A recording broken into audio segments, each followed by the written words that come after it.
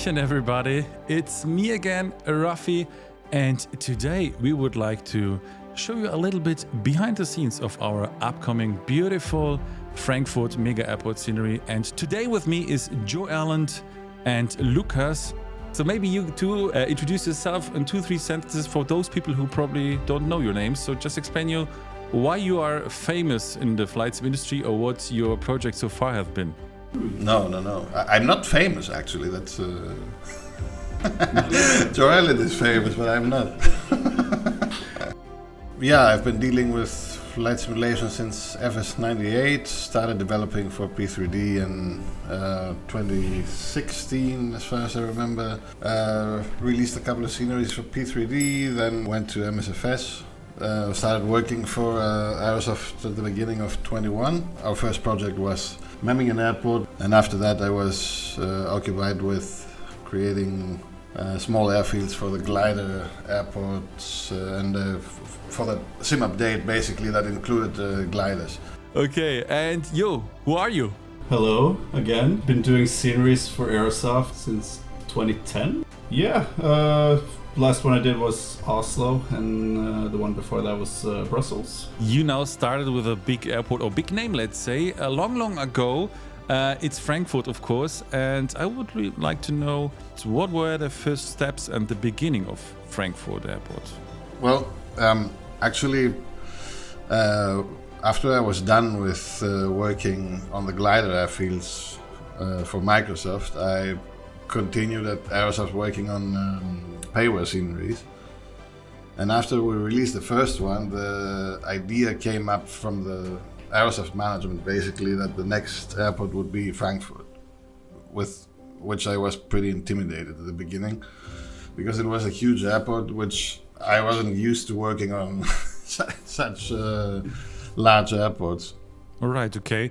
So you said it already, there is a bigger team, because I think there are some, I would say, rumors outside, because many people think, it's another Joe Erland airport, but it is not a Joe Erland airport. It is maybe a part of Joe Erland in the airport, but Frankfurt is a little bit different project. But how the team behind, or how the structure, let's say, behind the development of Aerosoft Frankfurt looks like?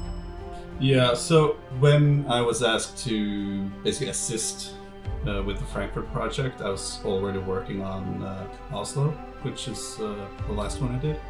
So in the beginning, I basically sort of jumped between the projects and helped out with mostly technical information in the beginning on how to tackle a big airport like this in a sort of reasonable way. Yeah, and then after Oslo was done, I moved on to basically working only with the Frankfurt project.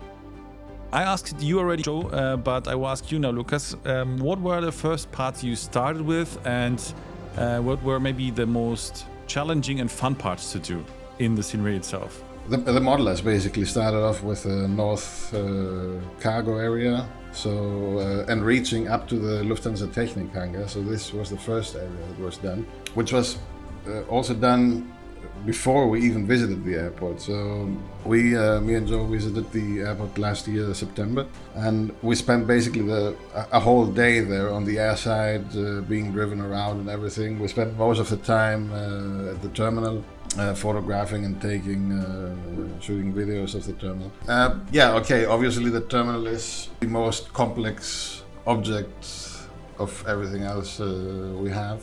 Yeah. I mean, it is, you told me already, I mean, there are some airports I would not say that Oslo was easy to do, but Oslo is more or less one tube, yeah? So you start, you just pull it, and then you have a terminal done, yeah? Of course, it's not that easy, but in Frankfurt is... Yeah, because Frankfurt every 5 meters a different corner, right? Could you say it this way?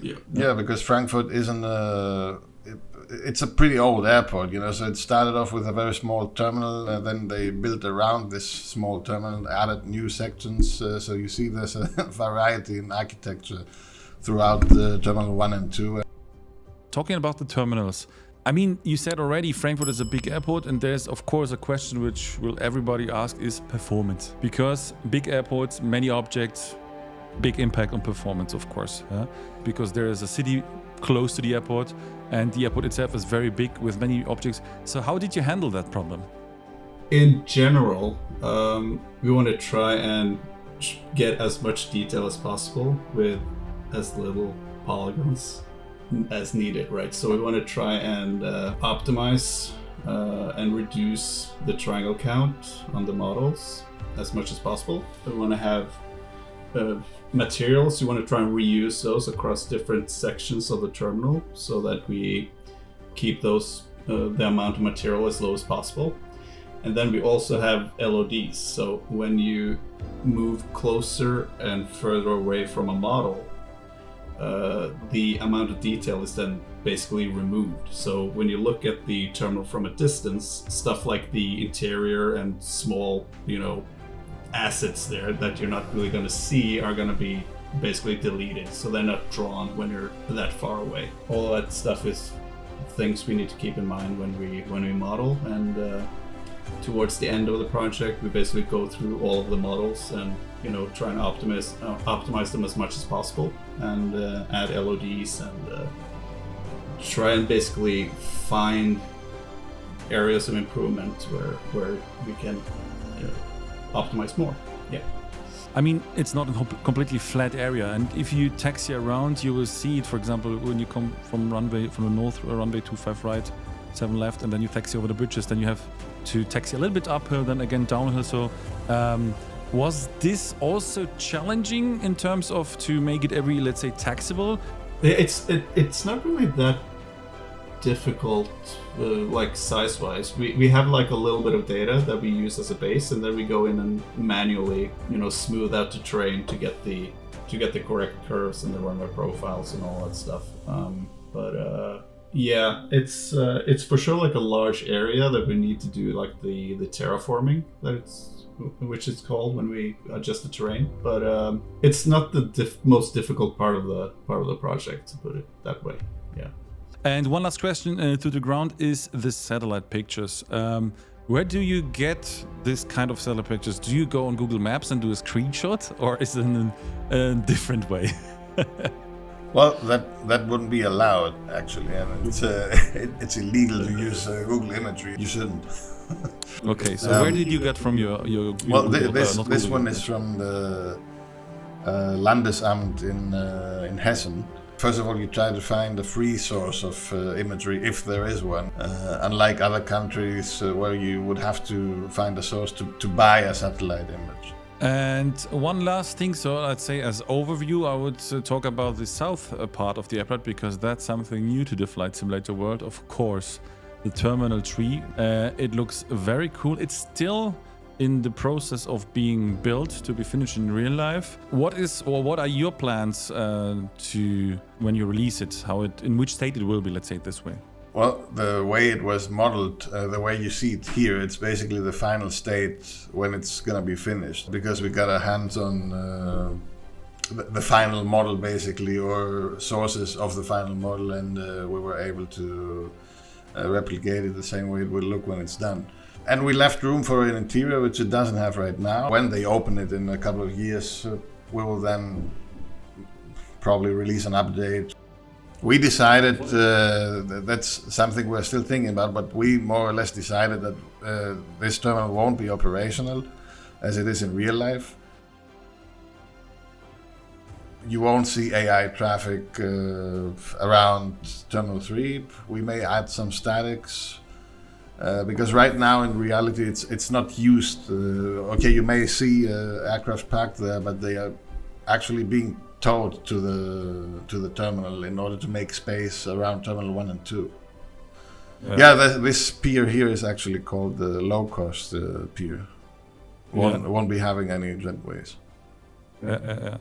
All right. Okay. So as in real life, still work in progress. Let's say in terms of having an active gate, and that will be probably then in the future also added here once it's in real life done.